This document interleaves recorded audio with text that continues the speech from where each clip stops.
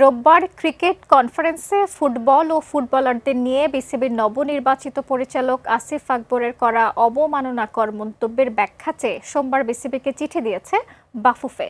তবে নিজের বক্তব্যে অনড় আসিফ জানিয়েছেন, সঠিকই বলেছেন তিনি। নিজের সঙ্গে ঘটে যাওয়া যৌন হয়রানির অভিযোগ দিন কয়েক আগেই সামনে এনেছেন জাতীয় নারী দলের পেসার জাহানারা আলম। এই নিয়ে গত কয়েকদিন ধরেই তোলপাড় চলছে দেশের ক্রীড়াঙ্গনে।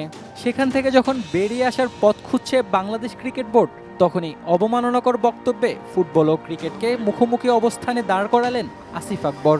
ফুটবলারদের জন্য খেলা যাচ্ছে না সারা বাংলাদেশে। বিসিবির ক্রিকেট কনফারেন্সে ফুটবলের বিরুদ্ধে এন্তার অভিযোগ এনেছেন কুমিল্লার জেলা ক্রীড়া সংস্থার প্রতিনিধি হিসেবে নির্বাচিত হয়ে আসা এই পরিচালক। ক্রিকেটকে আভিজাত্যের খেলা আখ্যা দিয়ে দেশের ফুটবলারদের ব্যবহার খুব খারাপ বলে মন্তব্য করেন তিনি। সব মশার বিরুদ্ধে সুরক্ষা দিতে এলো বসুন্ধরা এক্সট্রিম অ্যারোসল, মশার বিরুদ্ধে এক্সট্রিম সুরক্ষা। ফুটবলারদের ব্যবহার খুব খারাপ, আমি সরাসরি বলতে চাই, কারণ ক্রিকেটের ডিসিপ্লিন খেলা, এটা আভিজাত্যের খেলা, এখানে অনেক নিয়ম কারণ আছে, রেকর্ডের খেলা।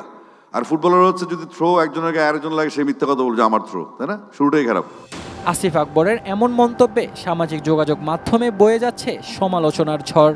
অনেকের মতে ফুটবল ও ফুটবলারদের নিয়ে এমন মন্তব্য পুরো ক্রীড়া সমাজের জন্য হতাশাজনক।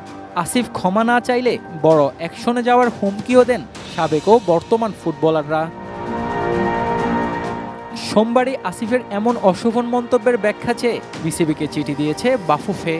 তাদের ভাষায় এই দৃষ্টিকটু ও অশোভন বক্তব্য ফুটবল ও ফুটবল খেলোয়াড়দের প্রতি চরম অসম্মানজনক, যা ক্রীড়ার মৌলিক মূল্যবোধ ও চেতনার পরিপন্থী। ক্রিকেট কনফারেন্স থেকে এমন মনোভাবকে দুঃখজনক ও উদ্বেগজনকও মনে করছে দেশের ফুটবলের নিয়ন্ত্রণ সংস্থা।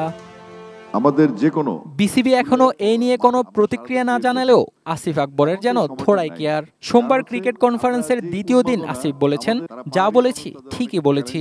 আমি যেটা গতকালকে বলেছি সেটা একদম সঠিক। যদি ফুটবলে যারা রেগে আছে তাদেরকে আমি প্রমাণ দিতে পারবো, কিন্তু আমি এখানে বলতে যাচ্ছি না। এবং আমি চাই তারা রাগ করুক, রাগ করে আমাদেরকে মাঠটা দিয়ে দেখ, আমরা খেলি।